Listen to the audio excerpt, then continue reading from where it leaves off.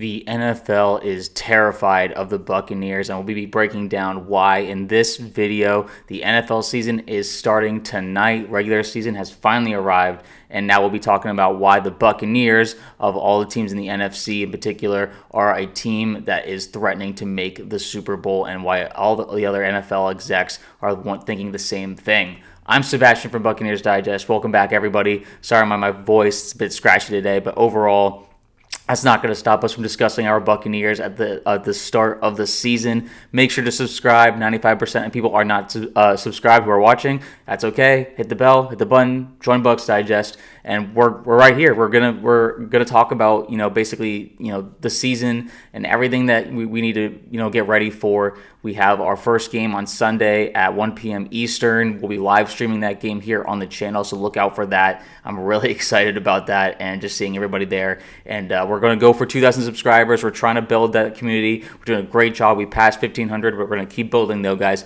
Thank you to everyone who's already here, and let's keep this thing rolling. But what are we talking about today? Because there was an article that was published on The Athletic and or the New York Times about a gathering of NFL executive opinions and rankings on the top NFC teams in the NFL, in the NFC. And the Buccaneers landed at a pretty high spot, and overall means that they're well respected at this point. So where did they rank? They ranked at number 4, only behind, obviously, the defending Super Bowl champions, Philadelphia Eagles, who are playing tonight, the Green Bay Packers, who acquired Micah Parsons. This is post Micah Parsons trade, by the way, so they are ranked that highly. A lot of them are picking to go to the Super Bowl, which, very much understandable. And then the Detroit Lions were at number 3, and so then the Buccaneers at 4.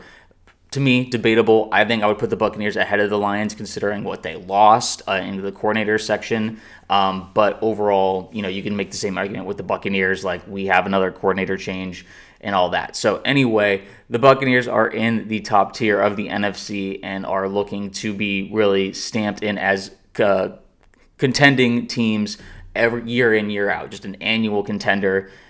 This team, we're extending all our players. Gadecki just got extended, and Wirfs, is going to be there through 2029. So we've got our mainstay guys in the offensive line. Baker's probably going to get an extension after this season.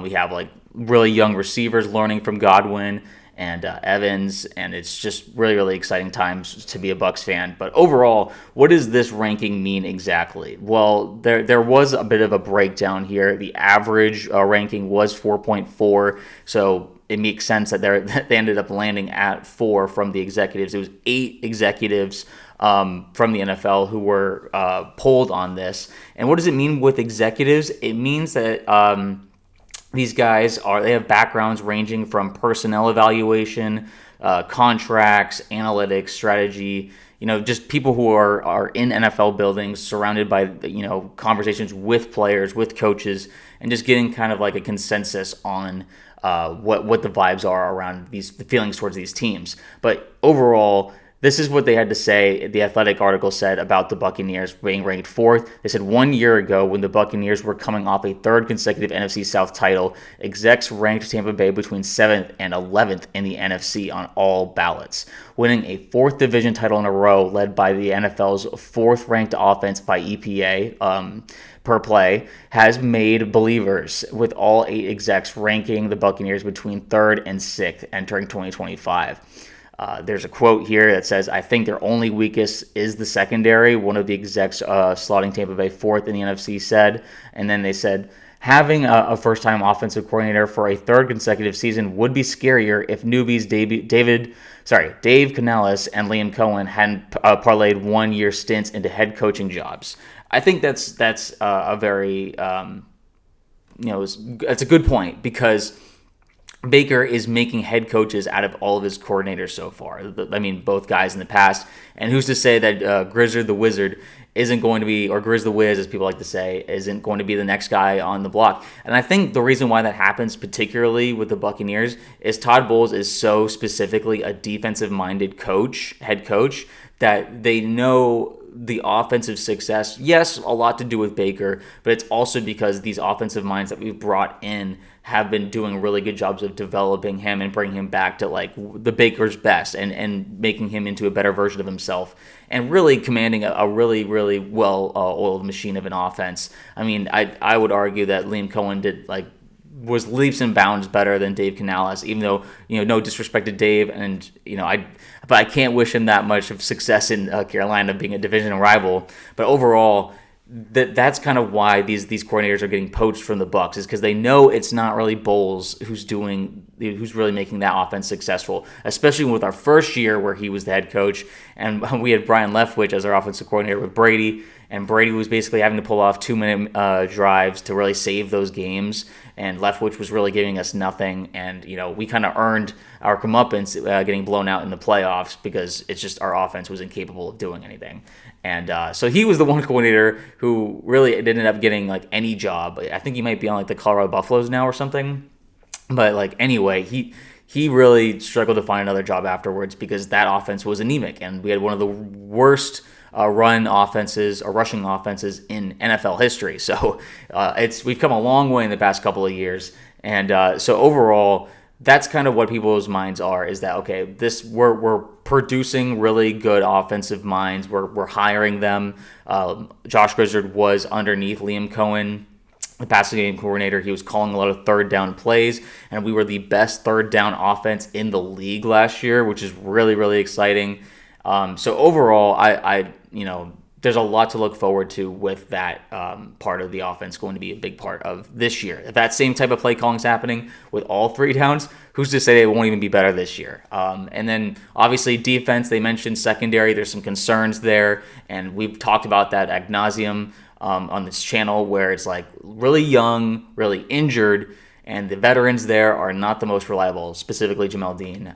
But, Zion, he's in a contract year. He has a lot to prove. Antoine Winfield, if he can stay healthy, he is one of the best safeties in the league, if not the best. But it's just a matter of, who's the other safety and who are the other corners that are really going to step up? Is Benjamin Morrison, BMO, going to be that guy? Jacob Parrish had a great preseason and training camp, but still question marks because they haven't seen live regular season action yet. Lavonte David still the mainstay of our defense. Vita Vea, and a lot of these guys are crucial anchors, no pun intended, or pun intended if you like, of this defense. But is that enough to really make this defense formidable and can really hold their own? I know Lavonte will hold his own, and we're all worried, is this his last season? But hopefully Servacius Dennis can really learn a lot from David this year, where they're both healthy, they both do a lot for this defense, and make it work. And that's kind of the interesting part of what will be going on this season. And then also regarding the Bucs this season, Bailey Adams from the Pewter Report, and when they were previewing this season, said that the Bucs have won 4 division titles in a row, and another in 2025 would give them the most, 8, in NFC South history, and make them the first NFC team since the 1990s Cowboys to win 5 division championships in a row. I mean, now some people might say, I don't want to give the Bucs that much credit for that. Their division has been easy ever since Drew Brees left, Cam Newton, Matt Ryan, all these guys who were mainstays in the NFC South before the Brady era of the Bucs. They're all gone. So now it's those franchises are trying to figure themselves out. Is Bryce Young the Panthers' future? Is Michael Penix the future? The Saints have no idea what they're doing, and I can guarantee you Spencer Rattler will not be the future of that team. But that's kind of the thing, is people don't want to give the Bucs credit for being continuous playoff team, even though it's listen, just like the Patriots when they were in the middle of their dynasty, and I'm not saying the Bucs are a dynasty, but when the Patriots were in the middle of their dynasty, one of the criticisms that they received is that they were in a really easy division, a bunch of incompetent teams and franchises that couldn't figure themselves out. I don't think that should be a huge mark against the Buccaneers taking advantage and winning their division consecutively every year. And we're improving too, 8-win division champ, which not impressive. I understand last year with Brady, and then 9 wins the next year, and then 10 wins the next year. Who's to say we won't win 11, 12 this year? Because this is one of the best Bucs teams that we've had since the Brady era. And it's not just talent. We like our coaches. It's a very consistent staff, besides obviously the rotating door of offensive coordinators. But at this point now, it's like, why not trust our guys to find the right offensive minds for our players?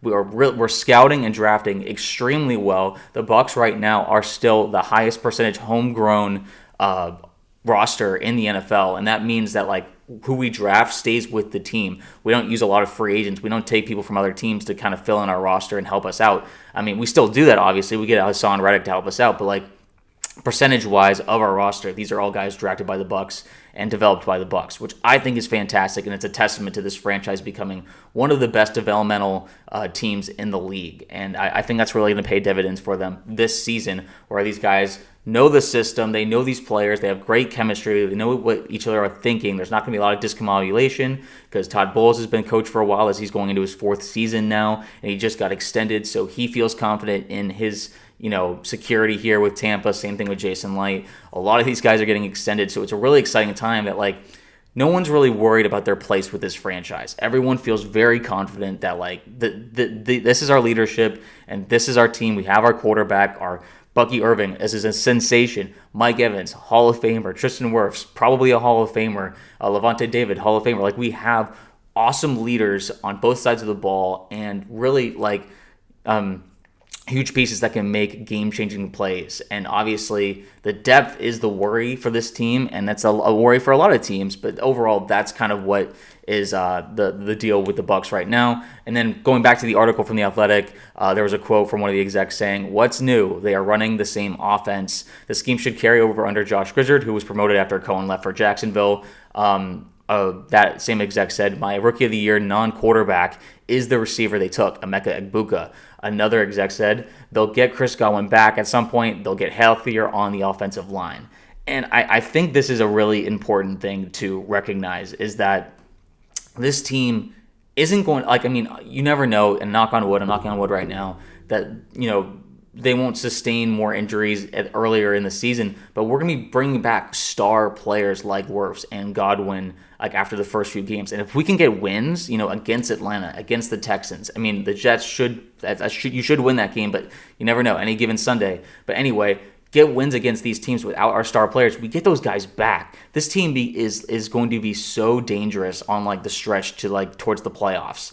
And I'm really excited. I think this team can make a run for the 1 seed, just given their schedule is definitely harder in the first half, but it lightens up in the second half. And that's been kind of the story for the Bucs a lot this year, is that they struggle a bit in the first half, especially with like a run of like against some good teams.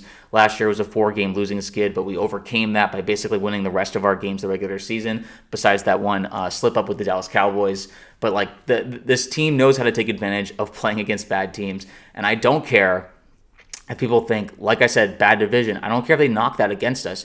The NFL is the NFL. You can anything can happen, and beating who you're supposed to beat is really important. And now that's not going to happen every week, but at the same time, you win more than you lose, and they're learning how they've learned how to win. This team has a winning culture. They expect the best of each other. They demand the best out of each other, and I think it's really good overall, just for the culture of the Buccaneers.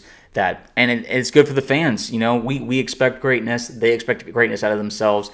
It's a positive reinforcement, like we've talked about, where it's not like this insane pressure for the team because they've won a Super Bowl recently, but at the same time, this new squad has the capability to, at the very least, make the divisional round, NFC Championship.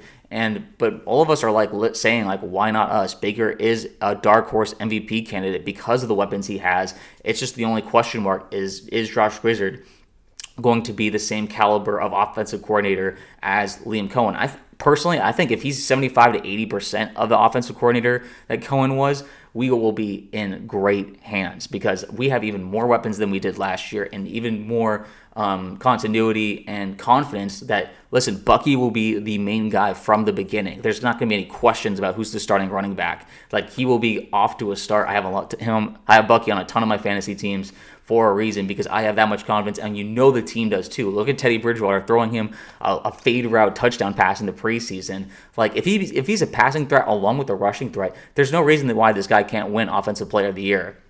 And I'm sure that a lot of other pundits feel the same way. And Todd Bowles had to say, just regarding the defense, I did want to talk about that as well, that he said, I'm just excited to see how the defense comes together. The first game brings a lot of the unknown for us as well as them. We've got to play together. They've got to talk to each other. They have to have mental toughness. We're just excited to play, just making sure we're ready first. We've got to make sure we're prepared to play and not worry so much about what they do as opposed to what we do. And I think he's so right regarding that, is that, listen, we've got a lot of young guys who are like really just figuring out what their abilities are, what their powers are, what their strengths and weaknesses are.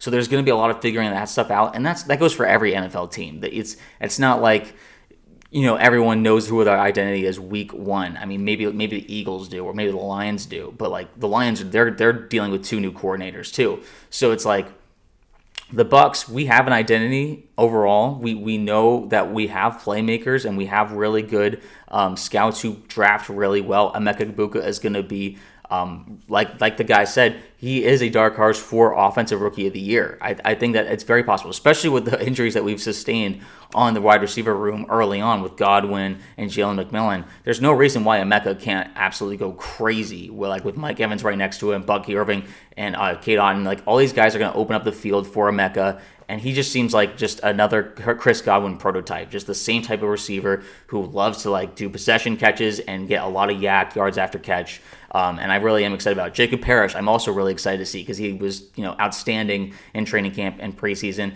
Really kind of took the headlines from Benjamin Morrison, who was out the entire preseason basically. Now Benjamin Morrison is back at camp and is practicing again.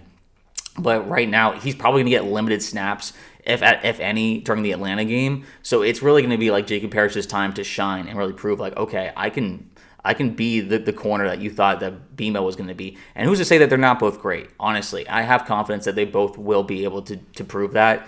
It's just a matter of how many reps and how much time it will take for both of them to develop and prove what they have to offer. But I like what Todd Bowles is saying. He's talking about, listen, we need to be mentally tough. This team, the Falcons, they have beaten the Buccaneers 3 out of the last 4 times. So, the Baker arrow against the Falcons has not been kind. The Falcons now own, in terms of the overall record against the Buccaneers, the Falcons are leading 32-31. So this is a very close race in the division, and I'd like to tie it back up this weekend, and I think that we can, and I think that we will. It's just a matter of, how is Heck going to do at the left tackle position? Will these new pass rushers for the Falcons really cause havoc?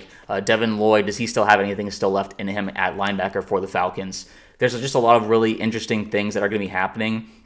It's not like the Falcons are blowing out the Bucs. A lot of these games are just shootouts and really close wins for one or the other team. And so I'd really just prefer if we could really make a stamp here and make Michael Penix's life really, really tough.